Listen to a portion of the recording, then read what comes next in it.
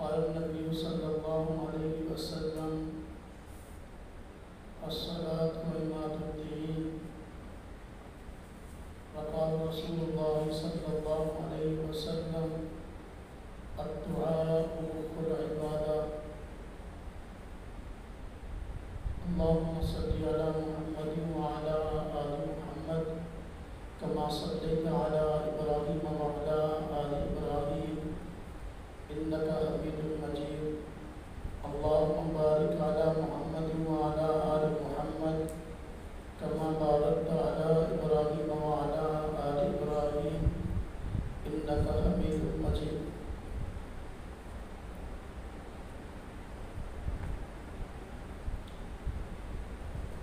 آج جن حالات سے ہم گزر رہے ہیں، ہم دیکھتے ہیں کہ آئے دن کبھی طوفان آ رہے ہیں، کبھی زلزلے آ رہے ہیں، کبھی بارشیں آتی ہیں تو تھمنے کا نام نہیں لیتی، اور آلپا کو سیلاب کی زد میں ہے. آخر اس کی کیا وجہ ہے؟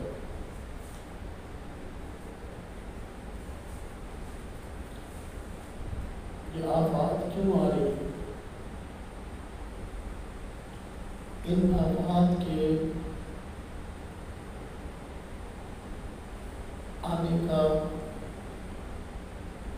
بڑا سبب یہی ہے کہ اس معاشرے میں گناہوں کی کثرت ہو گئی، اللہ کی نافرمانی بڑھ گئی، گناہ کو گناہ نہیں سمجھا جا رہا، اور اپنے گناہ کو صحیح ثابت کرنے کی کوشش کی جاتی ہے.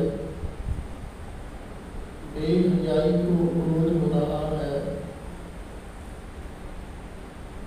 اللہ رب العزت کی نافرمانی اتنی بڑھ گئی ہے کہ جس کو بیان کرنا مشکل ہے. جب اللہ رب العزت کی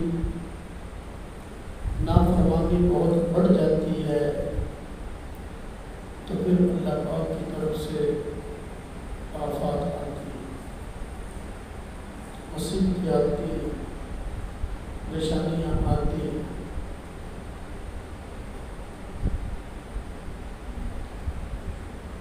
حضور نبی کریم صلی اللہ علیہ وسلم کے زمانہ میں بھی آفات آتی تھی، گناہ اس معاشرے میں بھی ہو رہے تھے. اس لیے ہمیں ان آفات سے نمٹنے کا حل سیرت تجربہ سے تلاش کرنا ہوگا کہ حضور نبی صلی اللہ علیہ وسلم نے اس کا کیا حل بتایا.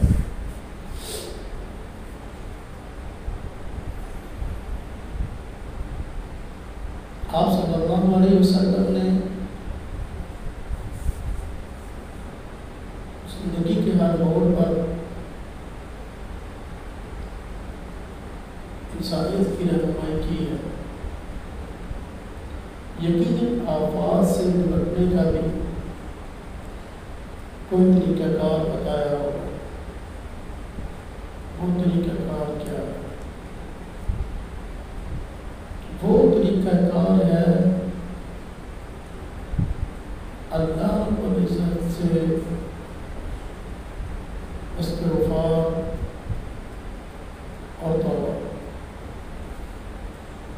دعائیں، التجائیں، اللہ رب العزت کی آگے جھکنا، نماز. یہ اس کا طریقہ کار ہے. یہ حضور نبی صلی اللہ علیہ وسلم کا بیان کرتا ہے. آپ کا اپنایا ہوا ہے۔ اگر آج ہم اس طریقہ کار کو اپنا لیں تو ہم آفات سے نکل سکتے ہیں۔ آپ دیکھیں کہ حضور نبی کریم صلی اللہ علیہ وسلم کا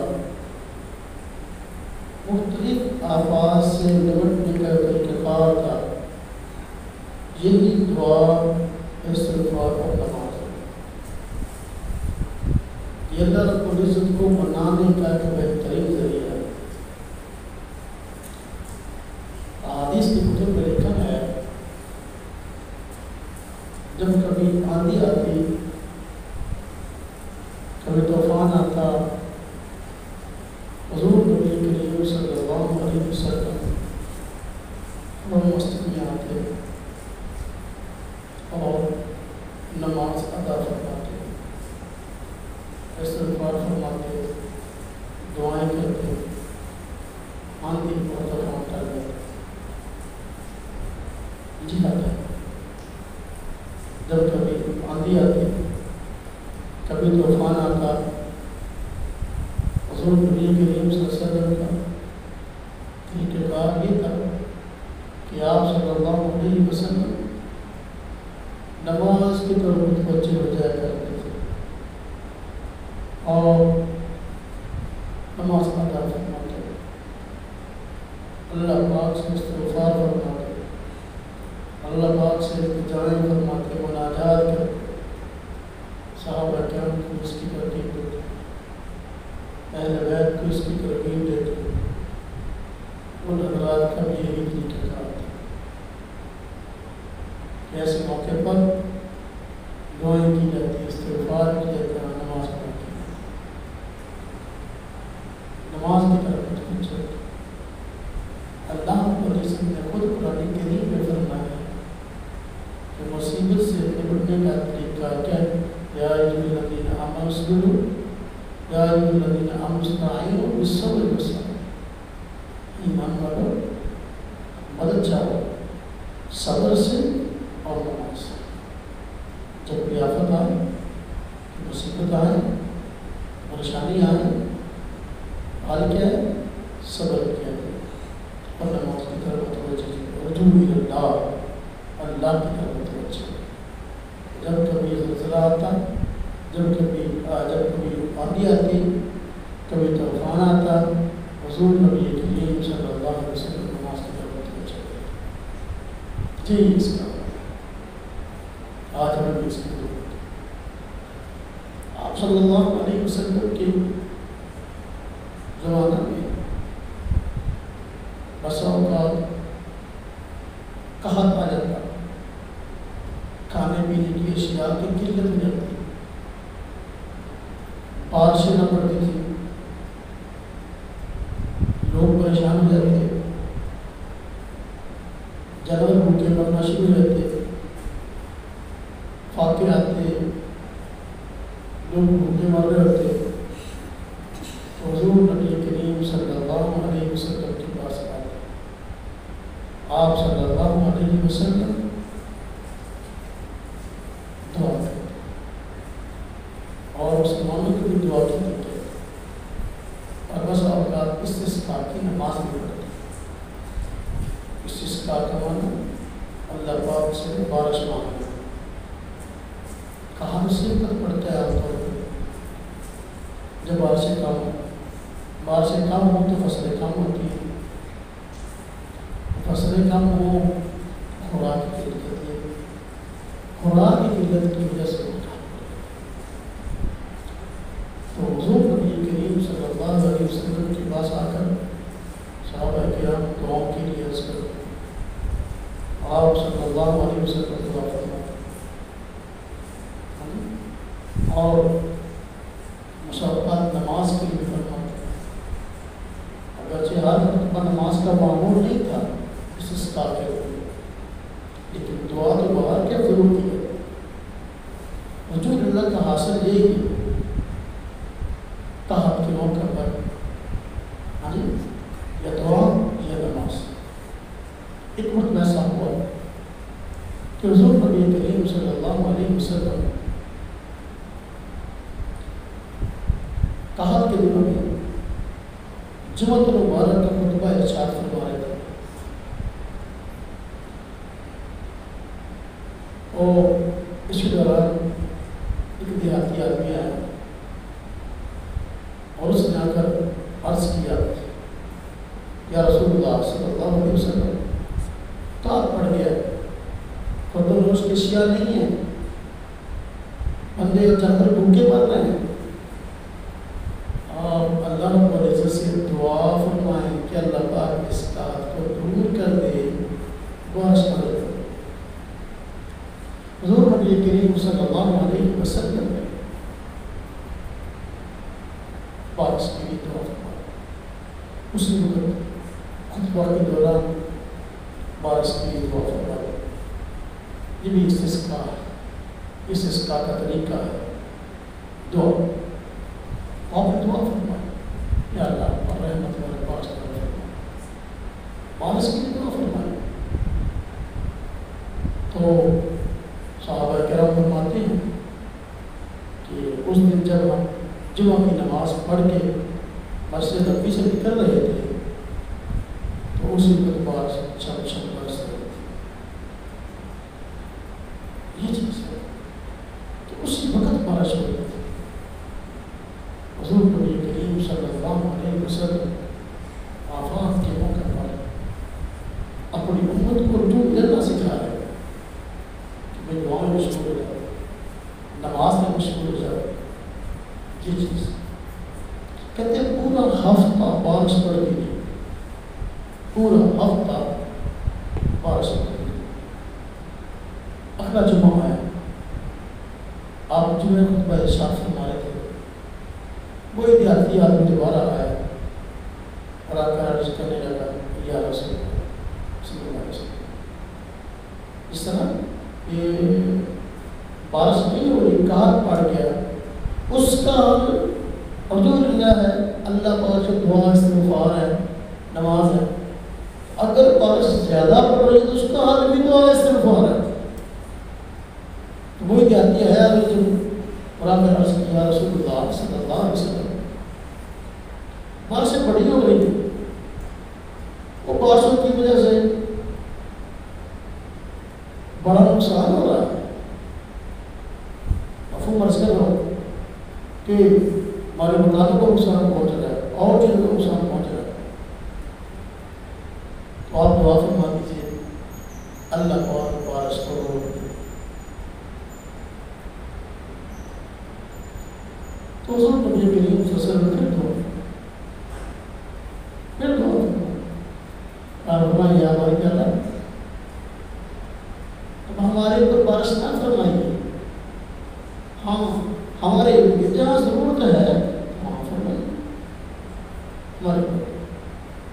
تو ہم نے وہ ہاتھ سے اور اشارہ نہیں کیا، کہتے ہیں اس کا بادل پڑ گیا، اس علاقے میں بارش نہ ہوئی بھی پھر تبدیل کی دن تک پہنچ گئی۔ بارشیں زیادہ ہو رہی ہیں تو بھی ہر دعا استغفار ہے، رجوع اللہ ہے۔ بارشیں نہیں ہو رہی پھر بھی ہر دعا استغفار ہے، رجوع اللہ ہے، ہر رجوع اللہ پاک سے رجوع، اللہ پاک سے معافی مانگنا اپنے گناہوں کی۔ کوئی بھی آفت آتی ہے تو انسان کے گناہوں کی وجہ سے، معاشرے میں جب اللہ کی نافرمانی بڑھ جاتی ہے تو پھر گناہوں کی آفت آتی ہے۔ آج دیکھ لیں ہمارے یہاں بارش کی کثرت سے ہو رہی ہے، بارشوں کی وجہ سے سیلاب کی صورتحال پیدا ہوئی، اور علاقے بارشوں میں ڈوب گئے، سیلاب میں ڈوب گئے، بستیوں کی بستیاں، خاندان کے خاندان تباہ ہو گئے۔ اب لوگ اپنے پیاروں کی لاشیں جو وہ تلاش کر رہے ہیں وہ نہیں مل رہی۔ یہ سب اللہ پاک کی نافرمانی کی وجہ سے۔ اور حضور نبی کریم صلی اللہ علیہ وسلم نے اس حال کو بتایا اپنی سیرت سے امت کو یہی کہ اللہ پاک سے معافی مانگے، اللہ پاک سے دعا کی جائے، اللہ پاک سے جو صلح کی جائے، اللہ پاک کو منایا جائے، اللہ پاک ہمارے گناہوں کی وجہ سے ہم سے ناراض ہے، تو بار سے زیادہ ہو رہی ہے، تباہی آج پھیل رہی ہے، سیلاب میں لوگ ڈوب رہے ہیں، تو اس کا حل توبہ اور استغفار ہے، اس کا حل تنقید نہیں ہے، اس کا حل تنقید نہیں ہے، فلاں کو ذمہ دار ٹھہرا رہا ہے بارشوں کا سیلاب کا، فلاں کو سیلاب کا ذمہ دار ٹھہرا رہا ہے، بھائی ایک دوسرے سے تنقید کرنے میں کبھی بھی جو ہے نا وہ مسائل کا حل نہیں نکلے گا، ذمہ دار سارے کے سارے، اس لیے اللہ پاک کی طرف سے آفت ہے اور اجتماعی آفت آتی ہے، جب اجتماعی گناہ ہوتے ہیں، جب اللہ پاک کی ناراضگی بڑھ جاتی ہے۔ آج آپ دیکھ لیں کہ ان علاقوں میں بھی سیلاب آئے، ان علاقوں میں کہ جہاں آج تک سیلاب نہیں آیا، پہاڑی علاقوں میں پہاڑوں کے پہاڑ پھٹ گئے، پہاڑوں کے پہاڑ پھٹ گئے اور اس طرح پانی وہاں سے نکلا کہ وادیوں کی وادیاں بہا کے لے گئے۔ تو میرے بھائیوں، میرے دوستوں، میرے عزیزوں، آج عجیب کام ہو رہا ہے کہ بجائے توبہ استغفار کرنے کے ایک دوسرے پر الزام تراشی کر رہے ہیں۔ وہ کہتا ہے سیلاب کا ذمہ دار وہ ہے، دوسرا کہتا ہے سیلاب کا ذمہ دار نہیں۔ تو بھائی ہر بندہ آج سیلاب کا ذمہ دار ہے، سیلاب کا ذمہ دار ہر وہ شخص جس سے گناہ ہوتا ہے، اور گناہ نہ ہونا یہ نبیوں سے ہوتا ہے، نبیوں سے گناہ نہیں ہوتا، انسانوں سے گناہ نہیں ہوتا ہے، اس لیے اس کا اصل حل تنقید نہیں ہے، اس کا اصل حل جو ہے وہ توبہ اور استغفار۔ حضور نبی کریم صلی اللہ علیہ وسلم نے دلوں کو دیکھی، مختلف آفات سے نکلنے کا طریقہ آپ کو معلوم ہو گیا۔ اب چاند گرن یہ بھی آفات میں سے ایک آفت ہے، چاند اور اس کی روشنی یہ اللہ پاک کی طرف سے نعمت ہے، بس وقت ایسا ہوتا ہے چاند گرن لگ جاتا ہے، چاند بے روح رہتا ہے، اب یہ آفت ہے۔ حضور نبی کریم صلی اللہ علیہ وسلم نے اس سے نپٹنے کا بھی طریقہ بیان فرمایا اور عملاً اس سے نپٹ کے دکھایا۔ حضور نبی کریم صلی اللہ علیہ وسلم کے زمانہ میں چاند گرہن ہوا تو لوگوں نے عجیب اس کو سمجھا، بعض لوگ کہنے لگے حضور نبی کریم صلی اللہ علیہ وسلم کے بیٹے تھے جن کا نام ابراہیم تھا، بچپن میں فوت ہو گئے، تو لوگوں نے کہا کہ ابراہیم فوت ہوئے ہیں، ان کے فوت ہونے کی وجہ سے چاند گرہن ہوئے، یعنی اس زمانے میں لوگوں کے ذہن میں یہ بات تھی کہ چاند گرہن اس وقت ہوتا ہے جب کوئی اہم واقعہ پیش آئے اور اہم مطلب فوت ہو جائے اس وقت چاند گرہن ہوتا ہے۔ حضور نبی کریم صلی اللہ علیہ وسلم کو اس بات کا علم ہے، تو آپ نے فرمایا کہ دیکھو یہ اللہ پاک کی نشانی میں سے نشانی ہے چاند، اور اس کو کسی کی زندگی میں موت سے کوئی تعلق نہیں، ایسی باتیں نہ کرو۔ سر آج کل کئی لوگ چاند گرہن کے وقت جو ہے نا مختلف وہم کا شکار ہوتے ہیں، کوئی کہتا ہے ابھی حاملہ خاتون جو ہے وہ باہر نہ نکلے اور وہ بچ کے رہے، فلانا فلانا، یہ سب فضول باتیں ہیں۔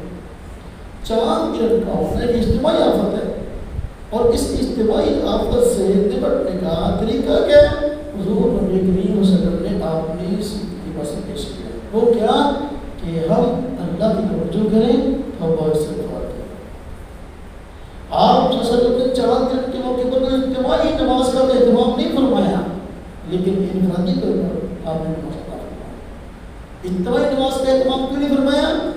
اس لیے کہ چاند گرہن رات کو ہوتا ہے، بالکل نہیں ہوتا، اور اجتماعی نماز اگر رات کو اس طرح اچانک بہت مجمع معمول سے زیادہ ہوگا، لوگوں کے لیے پھر آنے جانے میں مسائل کھڑے ہوں گے اور پریشانی ہوگی، اس لیے اجتماعی نماز کا تو ترغیب نہیں دی، لیکن انفرادی نماز اور استغفار دعا کا حکم دیا کہ جب چاند گرہن ہو تو اس وقت پھر توبہ استغفار کرے اور اپنی طور پر اللہ نماز پڑھے، توبہ کے نفل پڑھے، استغفار الحاج پڑھے، یہ اللہ پاک ہمیں جو ہے وہ اس سے اجازت ہے۔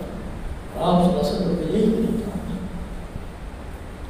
کبھی سورج گرہن ہو جاتا تھا، اب اگر سورج گرہن ہوتا تو نبی کریم صلی اللہ علیہ وسلم کیا کرتے ہیں؟ اس بار یہی دعا و استغفار. سورج گرہن کا ہونا بھی آفتوں میں سے ایک آفت ہے. آج کل تو لوگ کوئی بھی آفت آ جائے نا اس کو پکنک کا ذریعہ سمجھ لیتے ہیں, اس کو جو ہے وہ ایک تفریح کا ذریعہ سمجھ لیتے ہیں. ہاں جی, تو فوراً گھروں سے باہر نکل کر جو ہے وہ ویڈیو بنانا شروع کر دیتے ہیں. ہر بندے کا حد محل ہے, اب جو کام کرنے کا وہ نہیں کرنا, ویڈیو بنا رہے ہیں. تو یہ نہیں حل, اللہ کی آفتوں میں سے اللہ پاک کی طرف سے ایک آفتوں میں سے آفت ہے. لہٰذا اس کا حل کیا ہوتا ہے, اس آفت سے کیسے نمٹنا ہے؟ حضور نبی کی رسول نے اپنے عمل سے بتایا کہ وہ توبہ استغفار.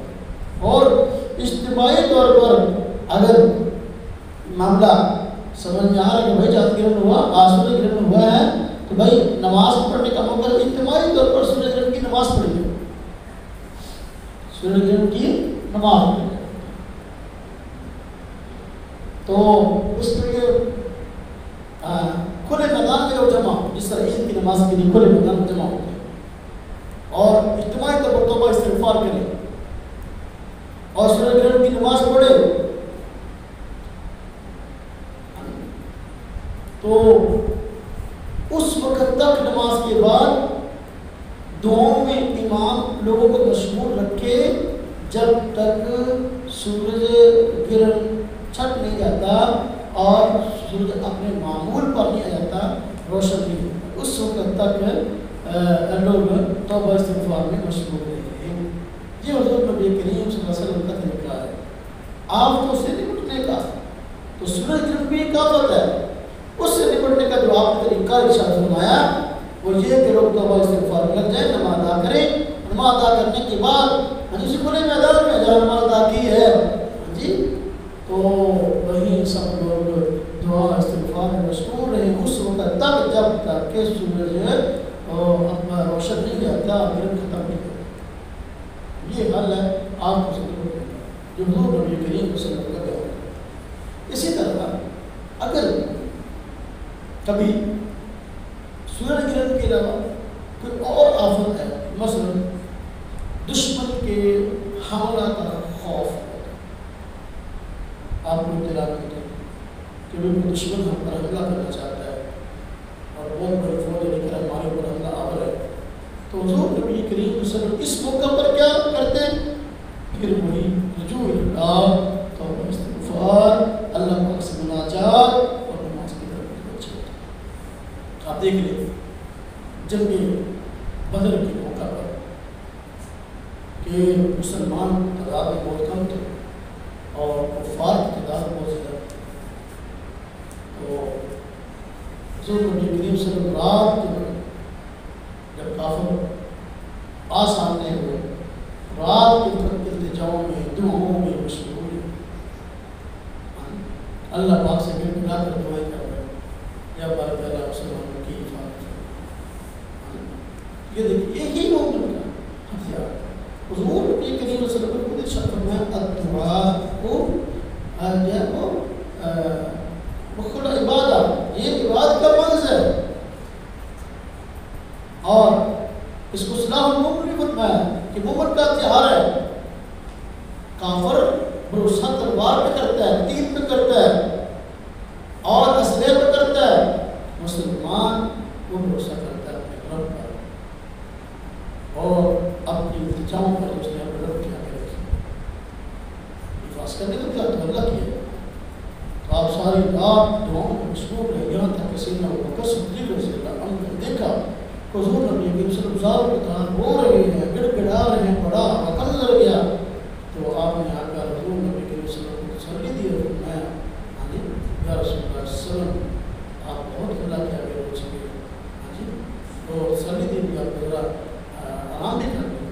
یہ دیکھیں یہ موقع کہ مشکل سے مشکل وقت میں حضور کی وسلم نے دعا استغفار نماز نہیں چھوڑی. آج ہمارے لوگ نمازیں چھوڑ رہے ہیں.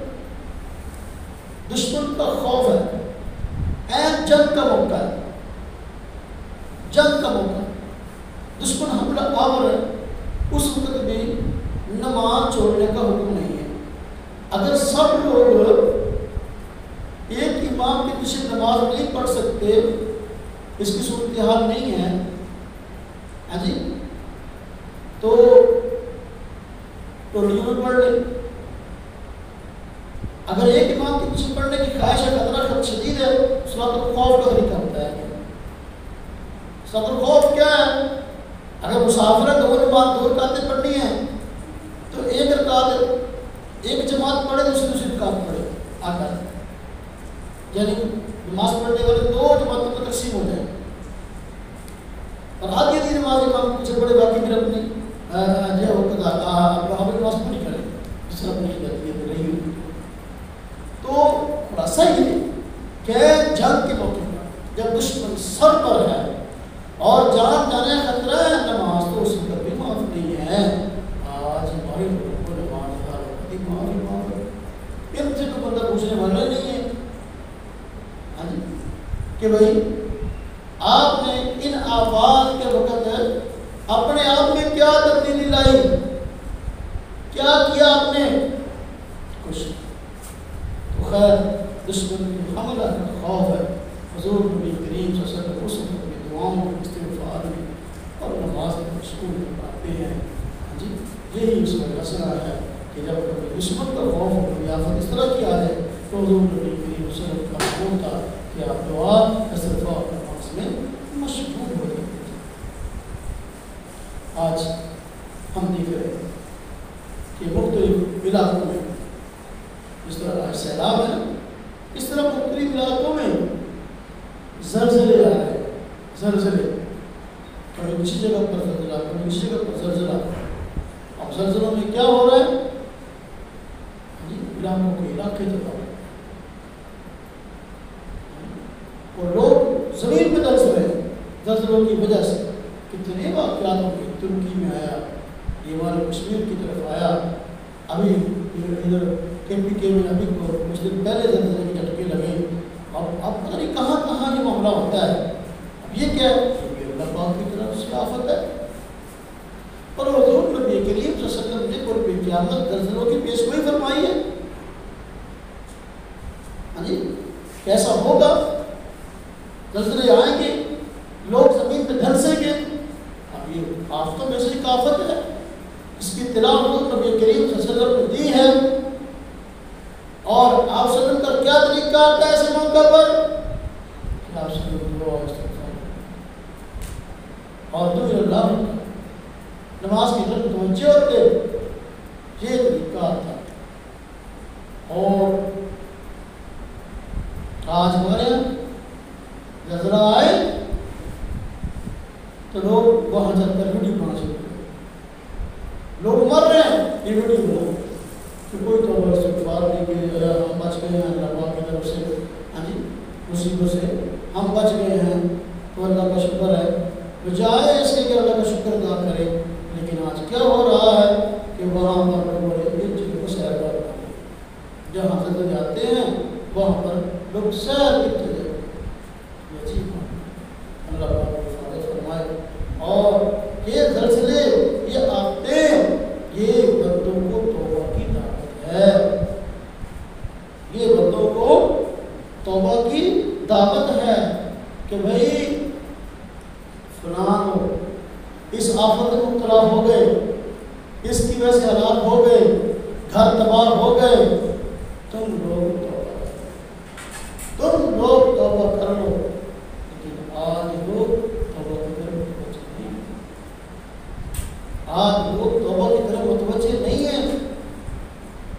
یہ جو بندہ فوت ہوتا ہے نا تو فوت ہونے والوں کو زندہ لوگ نہلاتے ہیں، کفن پہناتے ہیں، اس کا نماز پڑھتے ہیں اور اس کو دفناتے ہیں. یہ سب زندوں کے لیے حکم ہے کہ وہ تمہارا کسی فوت ہے یہ کام تم نے کرنا ہے. کیوں؟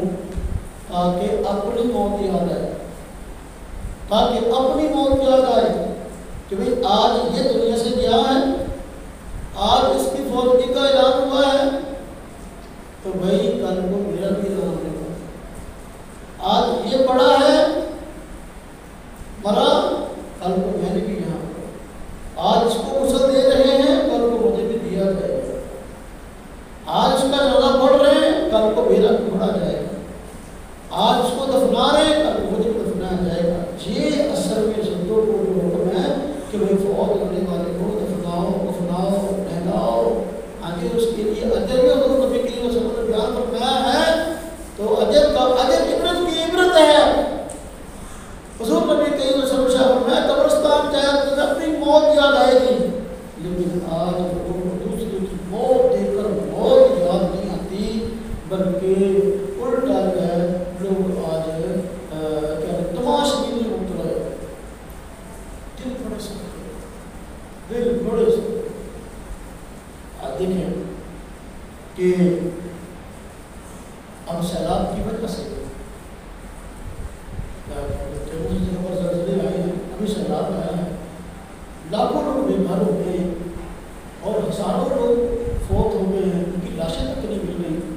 کتنے بچے بچیاں اس دن کی دنوں کے اندر شادیاں طے تھیں، جس دن پہلے دن زلزلہ آیا برونیل وغیرہ میں کئی اطلاعیں ملی کہ اس دن کئی خاندانوں کے یہاں شادیاں ہیں، تو کیا دلہن کیا دلہا اور کیا ان کے والدین اور کیا بھائی بہن بھائی سورے سارا ان کی لاشیں تک نہیں ملی۔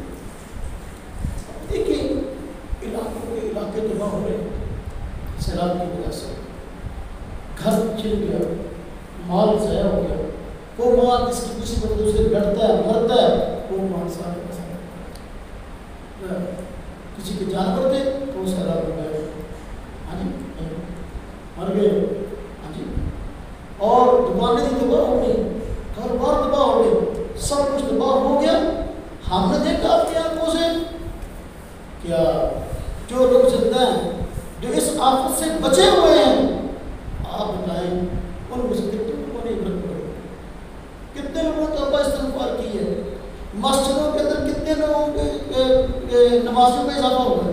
آپ دیکھ لیں جمعے کے دن بیٹھے کتنے لوگ ہیں، دیکھ لیں لوگ مرے ہوئے وہ زندہ ہیں، لیکن لوگوں کو اپنی موت یاد نہیں، وہ کہتے ہیں کوئی مرے ان کی باری آئی ہے، بھائی جب ان کی آ گئی ہے تمہاری باری میں دیر ہوئی، اللہ پاک تمہیں مہلت دیتی ہے، ہاں جی توبہ استغفار کرو، اگر تم عبرت نہیں کرو گے اس چیز سے، ہاں جی اگر مسجد کرو نہیں کرو گے، اگر دعا استغفار نہیں کرو گے، اگر آپ بھی نمازی نہیں بنو گے، آپ بھی روٹے کو رب کو نہیں بناؤ گے، پھر میرے بھائی ہو میرے دوست ہو پھر اپنی باری کا انتظار کرو۔ وہ جو گئے ہیں سیلاب میں، وہ جو بہے ہیں سیلاب میں، ان کا تو یہی طرح ہم نے بڑا جینا ہے۔ آج تک پہاڑی علاقوں میں جو ہے سیلاب ہے، پہاڑی علاقوں لوگ کہتے ہیں تو پہاڑی علاقوں میں رہتے ہیں اونچے علاقے، یہاں کیا سیلاب، لیکن پہاڑوں کے اندر سے وہ پہاڑ اٹھا کے پڑے نہ پھینکے، ہاں جی آج ان خاندان بستی تباہ ہو گئی۔ جو بتائیں کیا اگر پہاڑی علاقوں میں سیلاب آ سکتا ہے ہمارے نہیں آ سکتا؟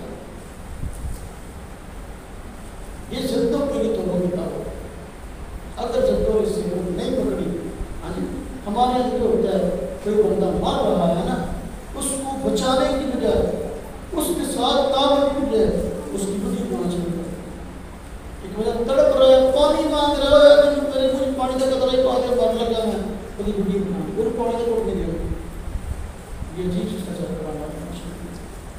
دوسرا ایک ظالم دوسرے مظلوم کو مار رہا ہے، علاقہ محلہ سارا اکٹھا ہے، سارے لوگ تماشا دیکھ رہے ہیں، ایک بندہ مجھے دوسرے لوگوں نے سامنے کرتا ہے، کوئی بندہ وہ ایک بندے پارا رہتا، کوئی بندہ انہوں کھڑ کے ہاں جی انہوں کو چکر مارن دیا، انہوں کہہ دیتے ہیں تو کی کر رہا ہے، لوگ تماشا ہی کر رہے بلکہ ویڈیو بنا رہے ڈوبنے والے کو ویڈیو بنا رہے ہیں، ڈوب رہا ہے اس کو بچا لو نہیں اس کو ویڈیو بنا رہے، وہ مرنے والے کی ویڈیو بنا رہے، یہ نہیں کہ اس کو بچا رہے ہیں، بندہ مار ابھی جو حادثہ پیش آیا یہ لاہور کے علاقے میں کہ دو بھائیوں کو 30 روپے کی خاطر قتل کر دیا، ہاں جی 30 روپے کیا اوقات ہے، تو باہر کے دکاندار ہے اس کو کہا کرے پسند نہیں چیز بنا دے، کہا گیا اس کو دکاندار کی چیز نہیں پسند بنا دے، لڑائی میں تو بات ہی کوئی نہیں ہے،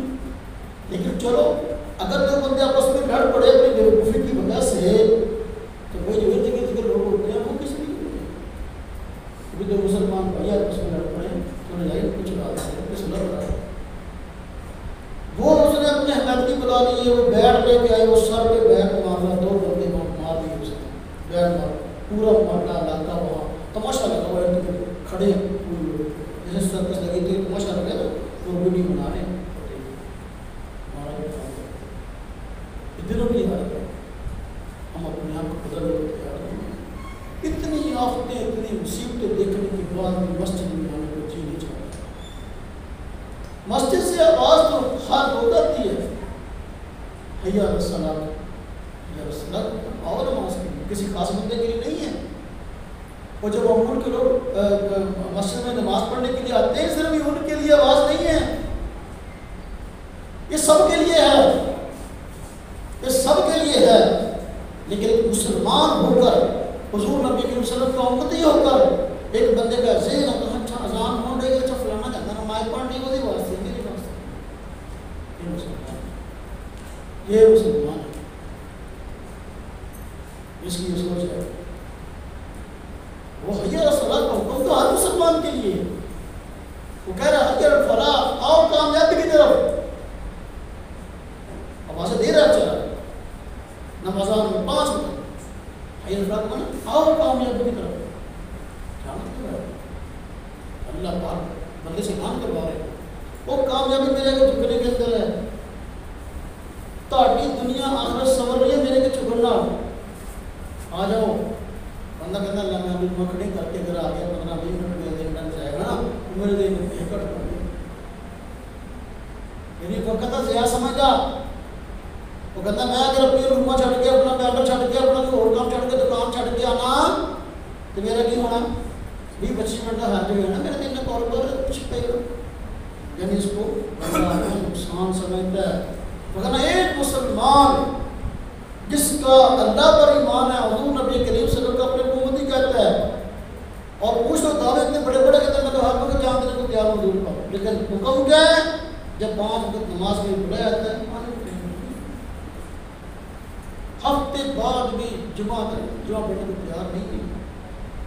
عید کے دن سال میں 2 مرتبہ عید آتی ہے نا, عید کے دن بھی جو ہے نا وہ اپنا گھر کے اندر نہاتے رہے, عید کی نماز پڑھتے.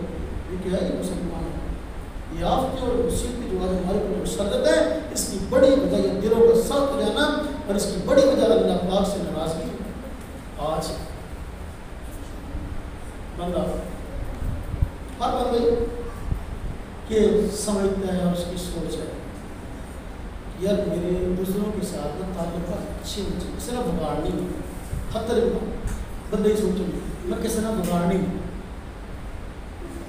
یار میں فلانا میں دعا سلام رکھنی ہے, فلانا میں رکھنی ہے, فلانا میں رکھنی ہے. اگر وہ میرا ضرور زیادتی نہیں کرتا, میں پھر بولنا ماڑا موٹا تعلقات رکھنے ہے کہ سوچا بندے عمر ہے. کبھی اللہ بھی دھیان لیا ہے اسی میں شادی اللہ تعالیٰ کا چنگے ہونے چاہیے. دیکھو نا, ایک بندہ محلے سے گزرتا ہے, دوسرے محلے میں دوسرے محلے دار وہاں محلے میں بیٹھے ہیں, جب وہاں سے گزرتا ہے تو سلام کرے, سلام کرے گزرتا ہے. کیا مطلب ہے کیسے سلام کر رہے ہیں کہ بھائی میرے محلے دار سے تعلقات اچھے, یہی مطلب ہوتا ہے. اچھا ہوں جس بندے کو دوسرا بندہ ایک دن کے 5 بار سلام کر کے لگے, اسی میں سلام تعلقات اچھے ہوں گے تو برے ہوں گے, اچھے ہوں گے. انہیں بڑا بندہ پہنچ گیا کہ تو نندا نہیں سلام کرے, ہاں جی انہیں خوش ہونا, اور دل خوش ہونا کہ بھائی بندہ بہت اچھا, بہت شریف آدمی ہے, تو نندا میں نے سلام کیا. اور دیکھو نا, ایک بندے نے 5 بار سلام کیا اس کر کے میرے تعلقات اچھے ہیں. میرا اللہ نے 5 بار سلام کرنا ہوگا, اسی میں اللہ تعالیٰ کا اچھا ہونے مارے ہوگا. اس کی فکر کیوں نہیں, اس کی فکر کیوں نہیں. لیکن نا یہ آپ کی مصیبت آج ہماری خوبصورت ہے. اس کی بڑی وجہ یہ ہے کہ ہم دنیا کا نقصان برداشت نہیں کرتے, لیکن آخرت کا نقصان سارے کا سارا برداشت نہیں کرتے. ایک کاریگر جو پاور پہ کام کرتا ہے, فیکٹری میں کام کرتا ہے, دکان پہ کام کرتا ہے, کوئی بھی بندہ بزنس مین, وہ کہتا ہے میں نماز کے لیے اگر جاؤں گا میرا نقصان ہوگا دنیا کا. اس کو دنیا کا نقصان نظر آ رہا ہے, یا اس کو دنیا کا فائدہ نظر آ رہا ہے.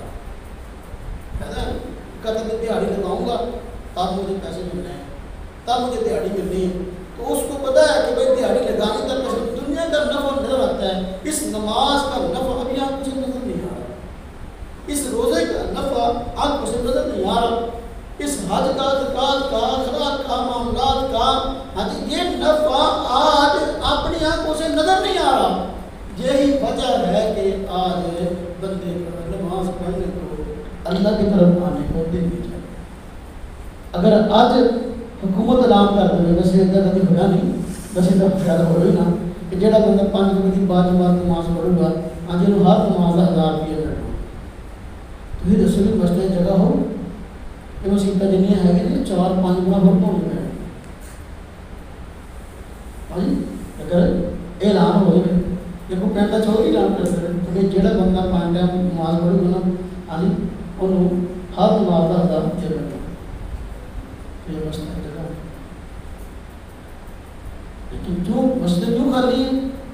خالی ہونے کی وجہ یہی ہے میرے بھائیوں، میرے دوستوں، میرے عزیزوں، کہ ہمیں اس کا نفع نظر نہیں آتا، اس کا نفع مرنے کے بعد ہوتا ہے۔ پھر بندہ پوچھتا ہے کہ میں نے ساری کی ساری زندگی کہاں خرچ کر دی، میں نے کہاں اپنا وقت ضائع کر دیا، ہائے کاش کے میں نے جو ہے اپنی زندگی کا مقصد پہچانا ہوتا ہے، وہی کھانا پینا، شادی کرنا، بچے پیدا کرنا، یہ کوئی ایسا کام نہیں ہے جو بہت لوگ کھاؤ تو جانور بھی کرتا ہے۔ جانوروں کے یہاں بچے بھی ہوتے ہیں، وہ نہیں کھاتے، اپنے بچوں کو نہیں کھلاتے، وہ بھی کھلاتے ہیں۔ انسان سال سے بہت مار کر مار دیتے کہ بچہ پیدا کر لوں گا، تو جانور کی 5 چیزیں بچے پیدا کرتے ہیں، اگر نیانے پیدا کرنا کمال ہے تو وہ سارا روٹی بدے ہوئے زیادہ روٹیاں کھانے کمال ہے کہ ورنہ تو بھی 10 روٹیاں کھانا اور کمال ہے تو بھائی 60 زیادہ کھانی پڑی، وہ ون کھائے لیے وہ سمجھ لیتا پھر کمال کر کے زیادہ کھانا کمال ہے، زیادہ کھانا زیادہ آسائش یہ کمال نہیں ہے۔ ہاں جی، کمال اصل میں یہ ہے کہ انسان اس دنیا میں کس مقصد کے لیے آیا ہے، اس مقصد کو پہچانا۔ انسان کو اللہ پاک نے اس دنیا میں بھیجا، اس دنیا کو اللہ پاک نے کائنات کو سجایا ہر چیز سے، اور انسان کے نفع کے لیے سارا کچھ کیا، اس وجہ سے کہ اللہ پاک ہم سے چاہتے ہیں کہ ہم اللہ پاک کیا ہو جائے۔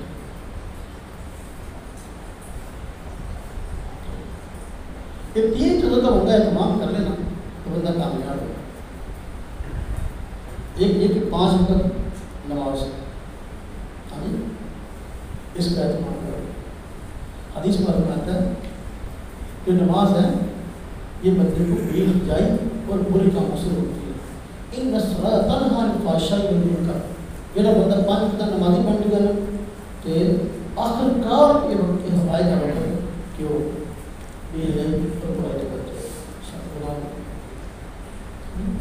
اللہ کے بچوں کو رہا دوسرا طے کرے کہ میں حرام نہیں کھاؤں، میں حرام نہیں کھاؤں۔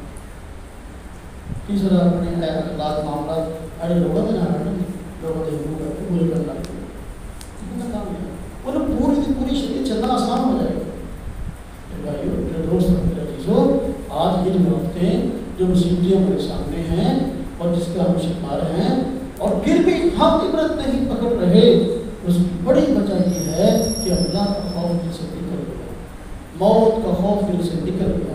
ہم سمجھتے ہیں کہ یہ مسئلہ فلاں کا ہے، میرا نہیں ہے۔ باپ دیکھ لیں پوری دنیا، کیا ایک ملک نہیں، 2 ملک نہیں، 10 ملک نہیں، پوری دنیا فلسطین کی مسلمانوں کا بھار ہوا اور ان کے ساتھ ہو رہا ہے اب بھی کہ بیچارے ان کے پاس رہنے کے لیے نہ جگہ، نہ بندہ سکتا ہے، اس کا باپ نہیں بچا، ماں نہیں بچی، بھائی نہیں بچے، بہن نہیں بچے، کھانے کی روٹی نہیں ہے، پینے کے لیے پانی نہیں ہے۔ ہاں جی، وہ سردی سے بچاؤ کوئی سامان نہیں، گرمی سے بچاؤ کوئی سامان، اب جس کی صورتحال ہے آپ دیکھیں وہ زندہ ہے، اندر میں مرا ہوا ہے۔ ان کی یہ حالت کر دی کفار نے، لیکن ہم سارے کے سارے مسلمان تماشے بنے ہیں، سارے کے سارے مسلمان۔ کیوں؟ سادہ تھوڑی مسئلہ ہے، سادہ تھوڑی مسئلہ ہے۔ ہم کہتے ہیں ہمارا مسئلہ نہیں ہے، تب یہ سوچ پاتی ہے میرا مسئلہ نہیں ہے، یہی تباہی ہے، یہی تباہی ہے۔ اب سلاد کی وجہ سے ہوا جو ہو رہا ہے، اور پتہ نہیں کب کس طرف کو ہو جائے سلاد کا، ہم بھی مجھے نہ مجھے کوئی پتہ نہیں، لیکن جو زندہ ہے ان لوگوں نے اب تک توبہ حاصل نہیں کی، ان لوگوں نے اب تک توبہ استغفار نہیں کی، ان لوگوں نے اب تک مسجد کا روک نہیں کیا۔ حالانکہ کہ یہ کام اب ان کو کر لینا چاہیے عبرت پکڑ کے توبہ استغفار، یہ ویڈیو بنانا درائے راوی، ہاں جی اس کے اندر الرٹ کیا گیا کہ ہاں بھی یار پانی راوی میں زیادہ آ گیا، اب اپنا اپنا بچاؤ کر لو، لوگ راوی کے منہ چل رہے موت کے منہ میں خود جاتے ہیں، پھر کہتے ہیں اس کو جاتا نہیں، پھر کچھ حکومت کا اب حکومت کی طرف سے اعلان ہو گیا بھائی تھوڑی موت قریب آ گئی بچوں کو سنا دے، وہ ووٹ موت کے منہ لگ گیا حکومت نہیں کرے، پھر کہتے ہیں ڈوبی سب نے بچایا، اپنی آپ کو سلامت یہ کریں، پھر وہاں جو ہے سر تفریح کے لیے جا رہے ہیں، اس کا مطلب کیا ہے؟ اس کا مطلب یہ ہے کہ ہم لوگ طے کر لیں ہم نے مرنا ہی ہے اور ہم نے عبرت نہیں کرنا۔ بھائیوں میرے دوستوں میرے عزیزوں، دیکھیں حضور نبی کریم صلی اللہ علیہ وسلم کی مبارک زندگی سے بات شروع ہوئی تھی کہ جو آفات آپ کے زمانے میں آتی تھی، مصیبتیں آپ کے زمانے میں آتی تھیں، آندھیاں، طوفان اور زلزلے، اور کبھی سورج گرہن ہو گیا، کبھی چاند گرہن ہو گیا، کبھی دشمن کا حملہ ہو، اور نبی کریم صلی اللہ علیہ وسلم کی جو آپ کے مبارکہ تھی وہ یہ تھی کہ ایسے موقع پر آپ صلی اللہ علیہ وسلم دعا استغفار کا اہتمام کرتے اور نماز کرتے۔ یہ چیز مومن کا ہتھیار ہے۔